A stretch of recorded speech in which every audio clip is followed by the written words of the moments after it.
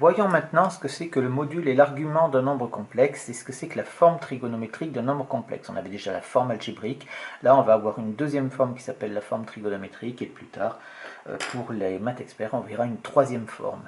Alors, la définition du module et l'argument d'un nombre complexe, attention, on prend un complexe non nul, toujours, dès qu'on parle de module et d'argument, et on considère M, qui est l'image donc de ce nombre complexe Z, dans le plan complexe, qu'on munit toujours de notre repère orthonormal, O, U et V.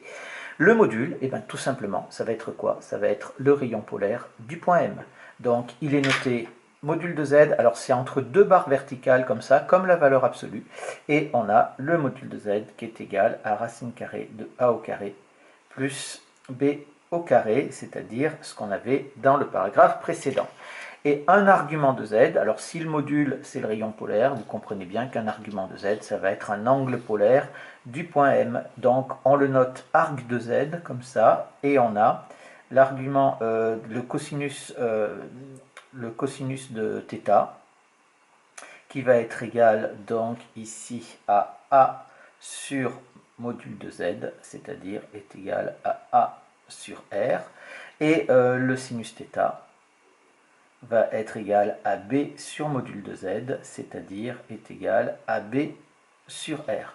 Attention, la mesure de cet angle-là va être exprimée en radians tout le temps. Alors, un certain nombre de remarques ici. Je vais commencer avec 0. 0, c'est égal à 0 plus 0i. Donc, qu'est-ce que je peux dire? Eh bien, je peux dire que 0 a pour module, donc module de 0 est égal à 0, donc il a pour module 0. Donc, quand on parlait de module et argument d'un nombre complexe non nul, on peut, pour le module, étendre aussi à 0. 0 possède un module. Mais par contre, il n'a pas d'argument. Tout simplement pourquoi? Parce que 0, c'est l'affixe du vecteur nul, ça on le sait. Et donc, avec le vecteur nul, on ne peut pas définir un angle orienté de vecteur. Il faut deux vecteurs non nuls pour avoir un angle orienté de vecteur. Donc, c'est pour ça que 0 ne possède pas d'argument. Et c'est pour ça qu'on l'a exclu quand on a donné la définition du module et de l'argument d'un nombre complexe.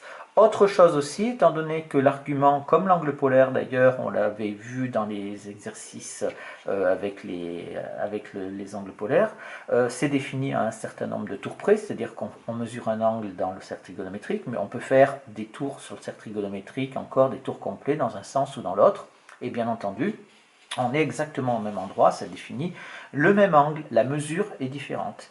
Donc l'argument d'un nombre complexe va être défini toujours à un certain nombre de tours près, et parce qu'un nombre complexe va posséder une infinité d'arguments. C'est bien pour ça qu'ici on dit un argument de Z et pas l'argument de Z.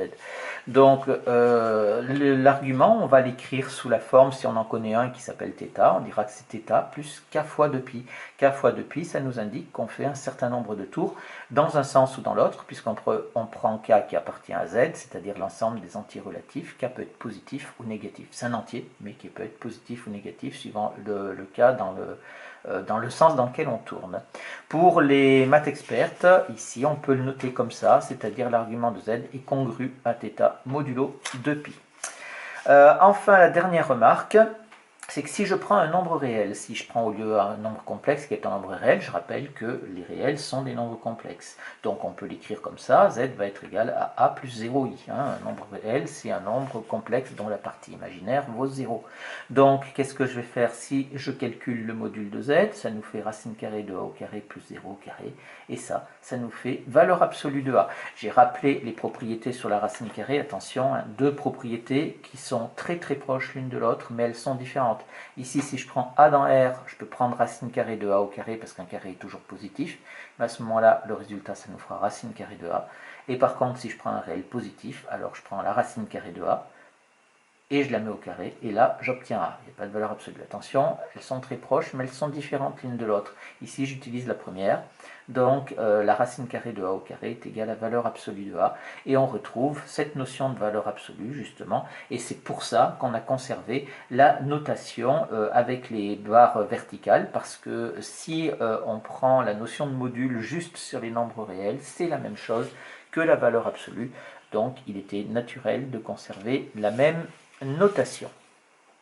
Une conséquence ici, c'est que si je prends un complexe non nul, donc de module R et d'argument θ, eh bien on va pouvoir bien sûr passer de la forme de l'écriture avec du module et de l'argument à l'écriture algébrique, grâce aux formules de passage que l'on a vues dans le paragraphe précédent.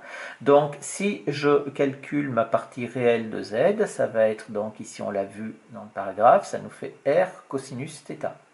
Et ici, la partie imaginaire de z, ça nous fait R sinus θ. D'accord, ça c'est fait. Et donc, si maintenant j'ai la partie réelle et la partie imaginaire, je peux donc écrire z sous sa forme algébrique. Donc, ça nous fait R cosinus θ plus R sinus θ fois i. D'accord, la partie réelle plus la partie imaginaire multipliée par i. Quand on a ça, eh bien, qu'est-ce qu'on fait? On n'a pas d'état d'âme là-dessus. On peut factoriser en mettant R en facteur. Ça nous fait R, facteur de cosinus θ, plus I sinus θ. Voilà. Eh bien, cette écriture, ici, cette écriture, c'est ce qu'on va appeler tout simplement la forme trigonométrique d'un nombre complexe. Donc, on avait la forme algébrique et maintenant, on connaît la forme trigonométrique d'un nombre complexe, c'est-à-dire z est égal à r facteur de cosinus θ plus i sinus θ. Attention, cette forme trigonométrique s'écrit exclusivement comme ça, donc vous avez r qui doit être positif parce que c'est une longueur, θ qui est un angle, la mesure d'un angle. Ici on a obligatoirement un plus et on a obligatoirement le cosinus en partie réelle et le sinus en partie imaginaire. On va voir maintenant un exercice type qui ressemble beaucoup à un qu'on a fait précédemment pour passer des coordonnées polaires rectangulaires à polaires et inversement.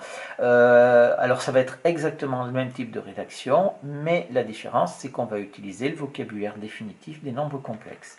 Donc ici, on veut déterminer le module et un argument de ce nombre complexe là. Et on veut l'écrire sous sa forme trigonométrique. Vous aurez corrigé, je corrigerai après ici, trigonométrique.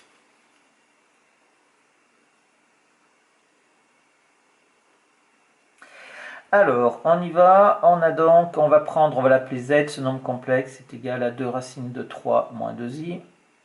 Et on a donc le module de z qui est égal à racine carrée de 2 racines de 3 au carré plus moins 2 au carré. Je rappelle, hein, la partie réelle c'est 2 racines de 3, la partie imaginaire c'est moins 2. Ce qui nous fait donc est égal à racine carrée. Le carré s'applique sur la totalité, ça nous fait donc 4 fois 3, ça nous fait donc 12. Ici, 2 au carré ça fait 4, racine de 3 au carré ça fait 3, ça fait donc 12. Plus moins 2 au carré, c'est-à-dire plus 4, ce qui nous fait est égal à racine carrée de 16, c'est-à-dire est égal à 4. Maintenant que j'ai mon module, eh bien, je vais pouvoir chercher quoi? Je vais pouvoir chercher un argument. Donc maintenant, on va écrire ça comme ça. On cherche un argument de z, un argument θ de z, tel que, et on va donner donc les valeurs du cosinus et du sinus. Cosinus θ est égal à a sur r, est égal donc à a sur r, ou on peut mettre sur module de z aussi, ça nous fait donc a, ça nous fait 2 racines de 3 sur 4, c'est-à-dire racine de 3 sur 2, et sinus θ, qui est égal à b, tiens je vais mettre sur module de z ici pour changer, ça nous fait donc moins 2 sur 4, c'est-à-dire moins 1 demi. Donc j'ai calculé le cosinus θ, j'ai calculé le sinus θ, je regarde, le cosinus vaut racine de 3 sur 2, le sinus vaut moins 1 demi, ça nous fait donc θ est égal à moins pi sur 6 d'après le cercle trigonométrique et les valeurs remarquables que, je vous rappelle, vous devez connaître sur le bout des doigts. Donc conclusion, eh bien conclusion, j'ai tout simplement le module et l'argument, le module vaut 4, l'argument vaut moins pi sur 6, eh bien on peut écrire la forme trigonométrique, c'est-à-dire qu'on va dire que z est égal, donc on remplace r c'est 4, facteur de cosinus moins pi sur 6, plus i sinus moins pi sur 6. On remarque qu'en fait le i est passé devant, c'est pour des commodités d'écriture, pour éviter les confusions d'écriture. Attention, la forme trigonométrique s'écrit comme ça, il est hors de question de mettre la valeur de cosinus moins pi sur 6 ou la valeur de sinus moins pi sur 6. Si vous mettez la valeur, vous basculez sur la forme algébrique. D'accord? C'est plus une forme trigonométrique. Donc voilà un exercice type qui permet d'avoir la rédaction définitive quand on cherche le module et un argument de cette chose-là. J'ai une dernière chose, c'est une remarque, mais c'est une remarque qui a aussi une valeur de propriété parce que c'est quelque chose qu'on va rencontrer assez souvent. C'est que si on prend ici dans la forme trigonométrique, on se retrouve avec ce cosinus θ plus i sinus θ. Donc, quand je l'écris ici, si je prends cosinus θ plus i sinus θ, c'est égal à quoi? C'est égal à 1 fois cosinus θ plus i sinus θ. D'accord? La multiplication par 1, elle y est. Donc, je vais pouvoir dire quoi? Je vais pouvoir dire que cosinus θ plus i sinus θ, eh bien c'est quoi? C'est le nombre complexe de module 1, puisque le module, je le retrouve ici dans l'écriture trigonométrique, et d'argument